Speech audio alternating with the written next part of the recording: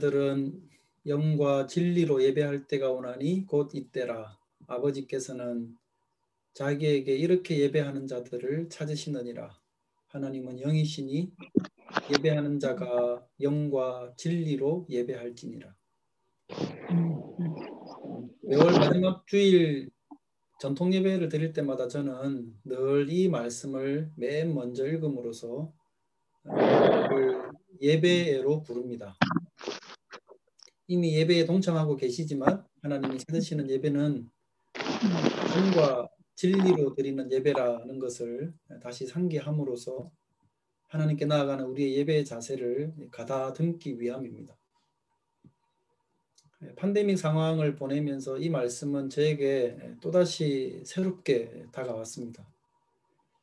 모르는 걸 하나 알게 되었을 때 느끼는 기쁨도 있지만 때로는 익히 알던 것을 새롭게 되새기게 됨으로써 그 깊이를 더해갈 때 느끼는 어떤 희열 같은 게 있는데 이 말씀이 새해를 맞는 저에게는 그런 것 같습니다. 저는 올해 교회의 표를 주보에서도 또 보셨겠지만 예루살렘에서도 말고 영과 진리로라고 이렇게 정해봤습니다. 물론 오늘 본문 말씀에 기초한 제목입니다. 몇 달 전에 우연히 이재철 목사님의 설교를 유튜브를 통해서 들은 적이 있는데요. 그 설교를 듣고 많은 공감을 했고 그러면서 함께 이 올해의 표를 이렇게 정해야겠다는 생각을 하게 되었습니다. 거기서 이재철 목사님은 이 팬데믹 상황으로 인한 비대면 예배, 온라인 예배죠. 온라인 예배는 교회 예배당에서의 대면 예배를 강조하는 현대 교회에 하나님이 던지는 폭탄과 같다는 말씀을 하셨습니다. 저 개인적으로 하나님이 그런 깨우침을 주시기 위해서 팬데믹을 주셨다라고 생각을 하지는 않지만 이 장기화되어지는 이 온라인 예배를 통해서 예배에 대한 우리의 생각과 자세를 다시 돌아보고 재점검할 수 있는 절호의 기회가 된 것이면 틀림없다고 생각합니다. 그래서 저는 지난 3월 이후부터 계속 드리고 있고 또 이 온라인 예배가 언제 끝날지 모르는데 이 비대면 예배의 상황에서 비단 오늘 하루 새해 첫 주일 첫 예배에서뿐만 아니라 앞으로 이 한 해 동안 이 본문 말씀을 계속 되뇌이면서 하나님께 드리는 우리의 예배 그리고 하나님께 드리는 나의 예배를 진지하게 돌아보고 또 바로 잡을 수 있는 기회로 삼을 수 있기를 바랍니다. 그다음에 성도의 삶이 어디에서 고스란히 드러나는가 그러면 바로 이 예배에서입니다. 조금 전에 공교원 목사님도 창세기 말씀으로 가인과 아벨의 제사를 나누었었는데 저도 그 이야기를 조금 드리겠습니다. 하나님께서 가인과 아벨이 각각 드리는 제사를 대하시면서 그 중에 하나는 받으시고 다른 하나는 받지 않으셨습니다. 여러분, 하나님이 제사를 받지 않으셨다는 게 의미하는 바가 무엇일까요? 그리고 하나님이 제사를 받지 않으셨다는 것이 이 가인에게 의미하는 바는 무엇일 것 같으십니까? 누군가의 제사가 하나님에 의해서 거절되었다라고 하는 이 말이 지금 여러분 예배를 드리고 있는 여러분에게 시사하는 바가 무엇이라고 생각하십니까? 가인과 아벨의 제사를 묵상해 보면서 제가 제일 먼저 깨닫게 되는 것은 제사가 받아들여지고 받아들여지지 않고를 논하기 전에 가인은 하나님께 제사를 먼저 드려야 하는 존재이고 자신의 제사가 하나님께 받아들여지기를 기대해야 되는 존재였다는 사실입니다. 그러니까 피조물인 가인은 자기가 원하든 원치 않든 간에 하나님께 제사를 드려야 되는 위치에 있었고 그 제사가 하나님께 받아들여지기를 기대해야 되는 존재라는 거죠. 이것은 창조주이신 하나님과 피조물인 사람의 관계를 잘 보여줍니다. 그러니까 이 시간 하나님께 우리가 예배를 드리기 위해 여기에 모여 있는데요. 예배를 드리는 우리들 역시도 그것을 먼저 인식함이 중요합니다. 우리가 뭐 제사를 드린다든지 또 예배를 드린다는 것, 이 행위를 자기 만족을 위해 행하는 사람은 없습니다. 여러분 가운데 신적인 평안이나 위로를 얻기 위해서 예배를 드리는 사람이 있습니까? 물론 예배의 결과로서 위로와 소망과 기쁨이 일어나는 것은 당연하죠. 은혜로우신 하나님의 존전에 나아가는 시간이니까요. 그러나 신적 위안이 이 예배의 목적일 수는 없습니다. 가인과 아벨이 그랬던 것처럼 우리가 지금 행하는 이 예배 행위가 하나님께 받아들여지기를 기대하고 있습니다. 그리고 그것을 기대해야만 하는 존재라는 것을 먼저 우리가 인식을 할 필요가 있습니다. 그런데 하나님이 가인의 제사는 받지 않으셨죠. 무슨 문제가 있었습니까? 권기우 목사님도 말씀하신 것처럼 제사의 형식에 있어서는 문제가 없었습니다. 아벨과 함께 제사로 나아갔고 각각 가지고 있는 것으로 하나님께 제물을 드렸습니다. 문제는 그 제사가 가인의 모든 삶이 묻어있는 제사였다는 점이었습니다. 그 제사를 드리기 이전에 가인이 어떤 행위를 했는가에 대해서는 성경에 기록이 없습니다. 하지만 이전에도 제가 나눴듯이 하나님이 그의 제사를 거부하시자 가인이 보였던 반응을 보면 그가 어떠한 마음의 자세와 삶의 모습을 가지고 제사에 임했던가를 알 수 있습니다. 회개하기보다 분을 내었고 그것이 동생을 죽이는 살인의 행위에까지 이르게 되는 그의 모습을 보면 하나님이 그의 제사를 거부하신 이유를 분명히 알 수 있게 되어집니다. 여기서 저는 사람의 존재에 대한 두 가지를 배울 수 있다고 생각합니다. 하나는 제사 드리는 가인의 자세가 비록 아벨의 것과 달랐을지라도 제사의 자리에 나왔고 제사를 하나님이 받으시기를 기대했다는 것은 자신이 하나님으로부터 분리될 수 없는 존재라는 걸 인식하고 있었다는 걸 말해줍니다. 그러니까 그리스도 안에 있는 우리들도 마찬가지입니다. 우리들은 하나님과 어떤 모양으로건 연결이 되어 있습니다. 우리 자신이 하나님과 연결이 되어 있고 우리가 이 땅에 사는 삶과 하나님의 나라는 단절된 게 아닙니다. 연결되어져 있습니다. 적어도 가인은 그걸 인식하고 있었습니다. 그렇기 때문에 그런 마음의 자세를 가지고도 하나님께 제사로 나아왔던 것이죠. 그리고 두 번째는 사람은 하나님께 제사를 드리기에 합당하지 않은 마음을 가지고도 정한 시간이 되면 심지어 제물까지 준비를 해서 제사의 자리에 나올 수 있는 존재라는 사실입니다. 가인이 그러했던 것처럼. 그리고 심지어 그 제사가 하나님께 받아들여지기를 기대하고 있었습니다. 그러니까 사람은 그런 존재라는 거죠. 얼마든지 그런 마음을 가지고도 하나님께 나올 수 있는 존재라는 거죠. 이 가인이 망각했던 사실이 무엇입니까? 그것은 하나님은 영이시라는 사실입니다. 보이지 않는 분이시지만 보지 못하는 게 없는 분이시라는 사실입니다.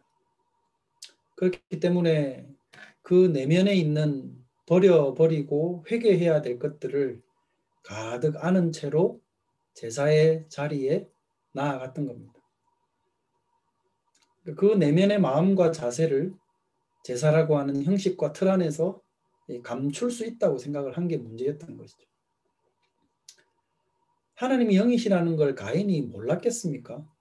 어떻게 모를 수가 있습니까? 몰랐던 게 아니라 가인은 그 사실을 무시해버렸습니다. 영어로 ignore 했다는 거죠. 영국에서 참 많이 쓰는 단어도 이 단어인 것 같습니다. ignore 해버렸습니다. 몰라서가 아니고 알지만 무시해버렸습니다. 우리들도 마찬가지 아닙니까? 하나님이 영이시라는 걸 모르시는 분이 있습니까? 그런데 우리는 그것을 무시해버릴 때가 많지 않습니까? 바벨론 포로에서 귀환한 이스라엘 백성들이 성전을 재건한 직후에 그들의 신앙은 성전을 중심으로 다시 불타올랐습니다. 어렵지만 성전을 다시 지었고 성벽을 다시 완공했습니다. 다시금 예루살렘 성전은 그들의 삶의 중심이 되었고 또 그건 곧 모든 것에 대한 회복의 의미로 받아들여졌습니다. 그렇게 되고 나면 이스라엘의 하나님의 영광이 임할 것이라는 기대감이 백성들 가운데 있었습니다. 그런데 시간이 흐르면서 그들의 기대감은 점차 사그러들게 되었습니다. 힘든 삶의 현실이 나아질 기미가 보이지 않았고 극심한 가난이 성전이 재건되고 난 이후에도 계속되고 있었습니다. 주변의 이방 민족들이 괴롭히는 상황도 지속되었습니다. 그 생활이 변하는 게 전혀 없었습니다. 하나님의 백성들의 마음에 하나님의 언약에 대한 실망감과 낙심이 이 환경으로 인해 점차 커지게 되었습니다. 여러분, 언약에 대한 소망이 사라지게 되면 그 다음에 무슨 일이 일어나는지 아십니까? 하나님께 드리는 제사가 형식적으로 변합니다. 제사를 멈추지는 않습니다. 제사는 지속합니다. 그런데 거기에 진정성이 빠지게 됩니다. 정한 시간이 되면 제사를 드리러 가고 제물도 준비해서 나아가게 되고 거기에는 제사장도 있었지만 제사를 드리는 사람들의 마음이 하나님께 온전하지 못하였던 것이죠. 형식이 지속되어 오는 상황에서는 그 내면의 문제를 감지하기가 참 어렵습니다. 권력의 개혁을 말할 때 권력 안에 있는 사람들은 그 개혁을 하기가 어렵죠. 왜냐하면 자기 살을 깎아야 되는 일이기 때문에 그만큼 어려운 것과 마찬가지입니다. 계속되는 형식이 그들의 믿음을 약화시킨 게 아니라 변질된 믿음이 형식 안에서 그들을 안주하게 만들었던 것입니다. 말라기 말씀을 보면 하나님이 선지자를 통해서 이런 백성들을 책망을 하시죠. 백성들은 그런데 거기에 대해서 이렇게 답을 합니다. 말라기 3장 7절 말씀에 보면 우리가 어떻게 하여야 돌아가리이까 하는도다 라고 이렇게 기록이 되어 있습니다. 우리가 어떻게 하여야 돌아가리이까. 이것은 하나님 우리가 어떻게 하면 다시 옳은 예배로 돌아갈 수 있겠습니까? 라고 묻는 말이 아닙니다. 백성들 내면에서 나오는 투정 섞인 빈정거림입니다. 지금껏 예배 잘 드려왔고 재물도 잘 꼬박꼬박 바쳤는데 뭘 더 하란 말이지? 라는 투의 이야기입니다. 하나님이 책망이 이어지니까 그들의 대답은 더 심각해지죠. 말라기 3장 14, 15절 말씀에 보면 하나님을 섬기는 것이 헛되니 만군의 여호와 앞에서 그 명령을 지키며 슬프게 하는 것이 무엇이 유익하리요? 지금 우리는 교만한 자가 복되다 하며 악을 행하는 자가 번성하며 하나님을 시험하는 자가 화를 면한다 하노라 함이라. 고생해서 하나님을 섬겨왔는데 하나님을 그렇게 섬겨온 유익이 무엇입니까? 제사를 드린다고 형편이 나아졌습니까? 그렇다고 더 좋은 일이 많이 생겼습니까? 오히려 교만하고 악한 자들이 더 잘 살기만 하는 것 같은데 하나님을 섬기는 유익이 그럼 무엇입니까? 그러니까 도리어 이런 자신들의 죄에 대한 하나님의 책망이 하나님을 향한 불평으로 터져 나오게 되었습니다. 그러니까 이런 불평 때문에 그들이 제사를 멈췄느냐 그러면 또 그렇지도 않았습니다. 제사는 지속했습니다. 그런데 헛된 제사를 지속했던 것이죠. 여전히 짐승은 가져왔는데 병들고 집에 쓸모없는 것들을 곧 도축해버려야 되는 그런 아픈 짐승들을 가지고 와서 하나님께 제물로 바쳤습니다. 하나님이 영이심을 몰라서가 아니라 무시해버리고 그런 짓을 백성들이 지속했던 것입니다. 백성들이나 제사장들이나 권세자들이나 모든 사람들이 예외 없이 하나님을 향해서 그러한 짓을 하고 있었던 겁니다. 그러니까 하나님의 영적 존재로서 영적으로 존재하시는 하나님을 무시해버렸던 이 가인의 실수를 그 이후에 구약 백성들이 똑같이 그렇게 행하고 있었던 것입니다. 이 예배를 하나님이 받으셨겠습니까? 여러분은 어떠십니까? 여러분은 지금 여러분이 드리는 예배를 하나님이 받으실 것을 기대하고 있으십니까? 여러분은 그러면 하나님이 받으실 만한 예배를 드리고 있습니까? 하나님은 영이십니다. 가인의 제사를 하나님이 받지 않으신 이유를 여러분이 들었습니다. 백성들의 제사를 하나님이 받지 않으셨던 이유를 역시 들었습니다. 하나님은 영이시라는 사실을 우리는 망각해서는 안 되겠습니다. 그것을 무시하면서 살아가서는 안 되겠습니다. 하나님은 영이시라는 사실을 망각함으로써 나타나는 또 하나의 잘못된 특징이 있습니다. 그게 뭔가 그러면 하나님을 어떤 장소나 형식 속에 묶여 있는 분으로 여긴다는 점입니다. 이 사실 역시도 이것을 우리가 고백적으로 믿는 사람은 없죠. 누구나 하나님은 장소나 형식에 매이지 않는 분이시라 말을 합니다.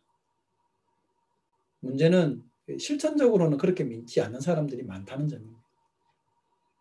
이재철 목사님의 설교에서도 기독교의 역사가 그것을 잘 보여준다고 이렇게 지적을 하셨더라고요. 오늘 본문에 나와 있는 예수님이 우물가 옆에서 사마리아 여인과 만나는 이 대화의 내용은 우리가 너무나 잘 아는 유명한 말씀입니다. 처음 만난 예수라는 사람이 자기 상황을 정확하게 꿰뚫어 보고 있다는 걸 알게 된 이 여인이 그 사람이 선지자라는 생각을 가지고는 이런 질문을 하였습니다. 우리 조상들은 이 산에서 예배를 했는데 당신들의 말은 예배할 곳이 예루살렘에 있다고 그럽디다.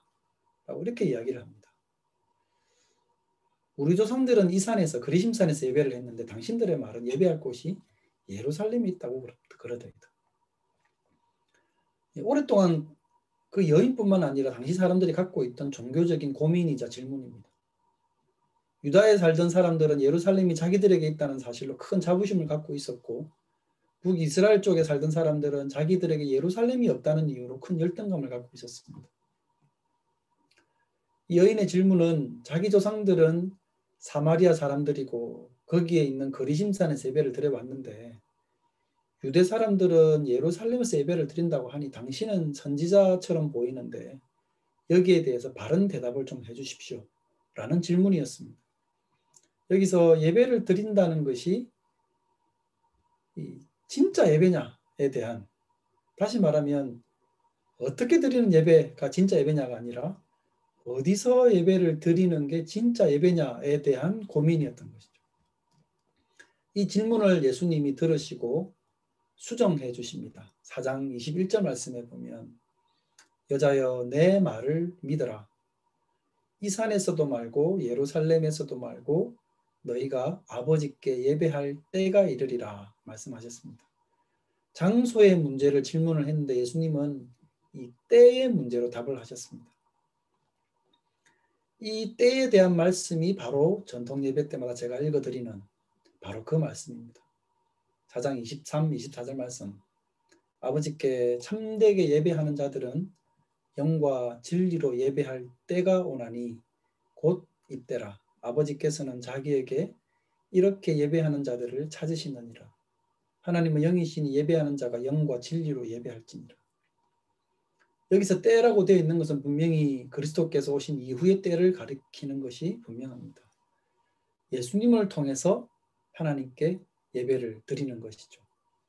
즉 예루살렘 성전에서도 아니고 거리심산에 있는 성전은 더더욱 아니고 짐승을 가지고 와서 드리는 제사도 아니요 죄를 대속하는 의식을 대제사장이 대신해 주는 것도 아닌 오직 예수 그리스도를 통해 하나님께 예배드리고 그리스도를 통해 하나님께 나아가게 되는 그런 시대가 도래했음을 말씀을 하시는 겁니다. 바른 예배라고 하는 것은 장소에 얽매이지 않고 영과 진리로 드리는 예배, 곧 성령과 진리와 그리고 동시에 하나님께 나아오는 성도의 진정 어린 마음으로 드리는 예배에 그 바른 예배의 여부가 달려 있는 것입니다. 이 말씀이 여러분에게 새로운 말씀이던가요? 그렇지 않지 않습니까? 우리가 익히 들어 잘 알고 있는 말씀입니다. 그런데 이 코로나 상황으로 인해서 이 온라인 예배를 드리고 있는 이 현 상황에서 이 말씀은 다시금 우리로 하여금 우리가 드리고 있는 예배를 생각하게 만들어 주는 것 같습니다.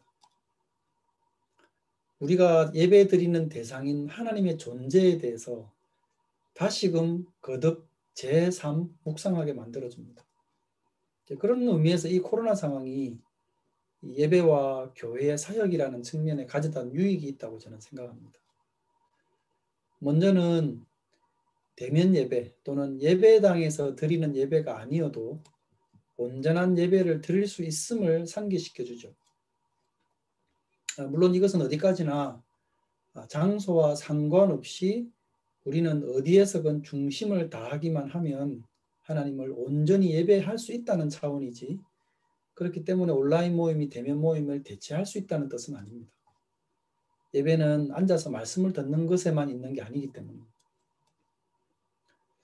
제가 봤던 영상에서 이재철 목사님이 이런 말씀을 하셨습니다. 코로나 상황이 끝나도 계속해서 온라인 예배, 오프라인 예배가 아닌 온라인 예배를 드리겠다고 한 사람들이 설문한 사람들의 3분의 1이나 되는데 이는 혁명이나 다름없다라고 이렇게 말씀을 하셨습니다. 예배당에서의 예배를 강조하고 그것이 예배라고 배워왔던 이전과 현대 그 생각에 혁명과 같은 일이 일어난 것이라고 말씀을 하셨습니다. 일면 동의됩니다. 그런데 과연 그 설문 결과가 그 온라인 예배를 통해서 진정한 예배에 대한 성도들의 깨우침을 반영하는 그런 결과일까라는 데 있어서는 저는 개인적으로 좀 의구심이 듭니다. 저는 개인적으로 이 온라인 예배가 주는 이 편리함, 이것도 설문 결과에 많은 작용을 했을 것이라고 생각합니다. 그러니까 이 온라인 예배를 기존 예배 관념에 대한 혁명이라고 말을 하기에는 우리로 하여금 예배의 편리주의에 빠질 수 있게 만드는 위험 요소가 온라인 예배에는 참 많다는 거죠. 우리가 대면 예배를 드릴 때에는 어쨌든 시간을 맞춰서 예배당에 와야 되죠. 그러기 위해서는 일찍 일어나서 준비를 해야 되고 함께 모이는 것이니까 의복도 잘 갖춰서 올 수밖에 없습니다. 그런데 온라인 예배는 그러지 않아도 됩니다. 얼마든지 나태해지려면 많이 나태해질 수 있죠. 대충 씻고 화면 앞에 시간 맞춰 앉기만 하면 됩니다. 양말을 안 신어도 되고 이빨을 안 닦아도 되고 화면 바깥에서 다른 일을 해도 됩니다. 뭐 움직여야 될 일이 있으면 화면을 잠시 꺼놓고 또 움직여도 됩니다. 오프라인에서는 할 수 없던 일들을 온라인에서는 할 수 있게 됩니다. 많은 편리함이 가미되는 것이죠. 그러니까 이 편리함 속에서 신령과 진정으로 드리는 예배의 의미를 깨닫게 되는 그 혁명적인 일이 일어날 가능성이 얼마나 될 것이라고 여러분 생각하십니까? 저는 극히 낮다고 생각합니다. 그래서 저는 이 코로나 상황이 그 예배에 있어서의 혁명을 가져다 준 게 아니라 오히려 나태한 우리들에게 나는 지금 하나님께 온전한 예배를 드리고 있느냐, 하나님이 받으실 예배를 드리고 있느냐라고 하는 진지한 질문을 던져주고 있다고 생각합니다. 그러니까 지금 온라인 예배에 임하는 여러분의 모습을 통해서 나는 지금 바른 예배자인가라는 질문을 한번 던져보시기 바랍니다. 아까 권 목사님도 말씀하신 것처럼 화면 이면에 있는 삶은 더더욱 그렇고요. 코로나 상황이 얼른 종식되고 다시 예배당에서 예배를 드릴 수 있게 되기를 우리가 바라고 있습니다. 그리고 그것을 위해서 우리가 기도를 하고 있는데 그것이 다시 예배당 예배로서의 회기를 바라서가 아닙니다. 그러니까 예배당에서 드리는 예배가 더 진짜여서가 아니라는 말입니다. 예배에는 말씀을 듣는 것만 아니라 교제와 나눔과 공동체적인 사역이 있습니다. 온라인이 다 충족시켜 줄 수 없는 요소가 분명히 오프라인에 있습니다. 물론 이 팬데믹 상황을 겪으면서 이 온라인 모임이 대면 모임의 취약한 점을 보완하는 유익이 있다는 것도 실감을 하게 되었습니다. 어떤 성경공부 모임 같은 걸 하게 되면 거리 문제 때문에 또는 건강의 문제 때문에 참석을 못 하시는 이들도 온라인 예배나 모임을 하게 되면 참석이 가능합니다. 그것은 참 매우 유익한 면이라고 생각합니다. 그래서 저는 생각에 대면 예배를 우리가 드릴 수 있게 되어도 실시간 스트리밍 예배를 함께 열어놓을 생각입니다. 그래서 여건상 참석이 어려운 지체들도 함께 예배에 참석할 수 있게 하면 좋겠다는 생각을 하고 있습니다.